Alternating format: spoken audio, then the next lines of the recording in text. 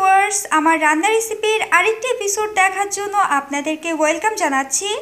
আজকে আমি আপনাদেরকে দেখাবো বিশুদ্ধ নারকেল তেল তৈরির পদ্ধতি। তাহলে চলুন দেখে নেই বিশুদ্ধ নারকেল তেল তৈরির রেসিপি। এখানে আমি দুইটি বড় সাইজের নারকেল কুড়িয়ে নিয়েছি। এবার একটি পাতিলে আমি পরিমাণ মতো পানি গরম করে নিব। পানিটা আমি খুব বেশি গরম করব না, যেন আমি হাত রাখতে পারি ঠিক সেই অনুযায়ী গরম করে নিব। এবার আমি পাতিলে হাত ঢুকিয়ে চেক করে নিব আমার পানিটা সহনীয় তাপমাত্রায় গরম হয়েছে কিনা। হ্যাঁ, আমার পানিটা গরম হয়ে গেছে। এবার আমি চুলা থেকে নামিয়ে নিব।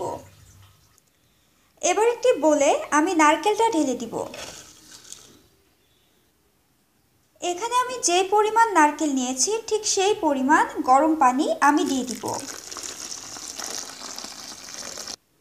এবার নারকেলটাকে ভালো করে মথে নিব, যাতে নারকেলের দুধটা বের হয়ে যায়।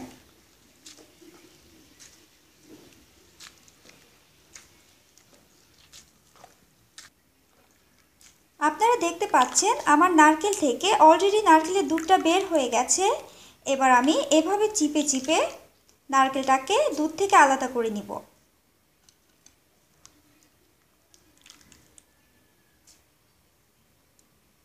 আমার নারকেলটা দুধ থেকে আলাদা করা প্রায় হয়ে এসেছে। বাকি যে নারকেলটা রয়েছে সেটাও আমি এখন ছাঁকনি দিয়ে ছেঁকে আলাদা করে নিব।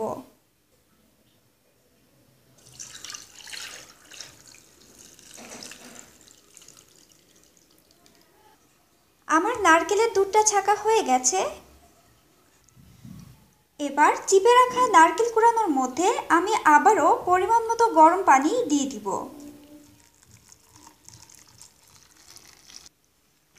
এবার ভালো করে মথে অবশিষ্ট যে দুধটা এখনো রয়ে গেছে সেই দুধটা বের করে ফেলব। আপনারা দেখতে পাচ্ছেন আমার নারকেল থেকে আবারও দুধ বের হয়েছে। এবার আমি সেম ওয়েতে দুধ থেকে নারকেল চিপে আলাদা করে নিব। আমার দুধ থেকে নারকেল আলাদা করা হয়ে গেছে। এবার আমি একইভাবে দুধটাকে ছেঁকে নিব।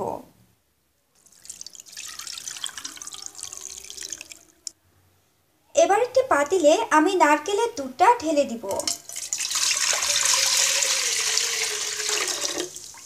দুধ থেকে যতক্ষণ পর্যন্ত আমার নারকেলের তেলটা বের না হচ্ছে ততক্ষণ পর্যন্ত আমি দুধটাকে চুলায় জাল করব। আপনারা দেখতে পাচ্ছেন আমার নারকেলের দুধের পানিটা একদম টেনে গেছে।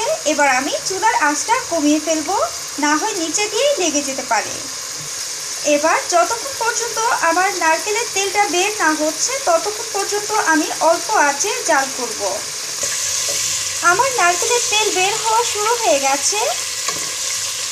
এবার যতক্ষণ পর্যন্ত নারকেলের এই মচকাটা ব্রাউন কালার না হচ্ছে ততক্ষণ পর্যন্ত আমি নারকেলটাকে জাল করব। আপনারা দেখতে পাচ্ছেন আমার নারকেলের মচকাটা ব্রাউন কালার হয়ে গেছে। দ্যাট মিন্স আমার নারকেলের তেল সম্পূর্ণরূপে বের হয়ে গেছে। এবার একটি ছাঁকনি দিয়ে আমি নারকেলের তেলটাকে ছেঁকে নিব।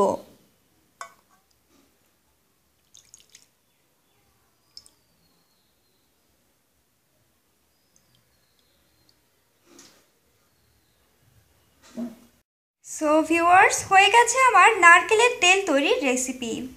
আপনারা যদি এর চেয়ে বেশি পরিমাণে নারকেলের তেল তৈরি করতে চান তাহলে নারকেলের পরিমাণটা আরও বাড়িয়ে নিতে হবে।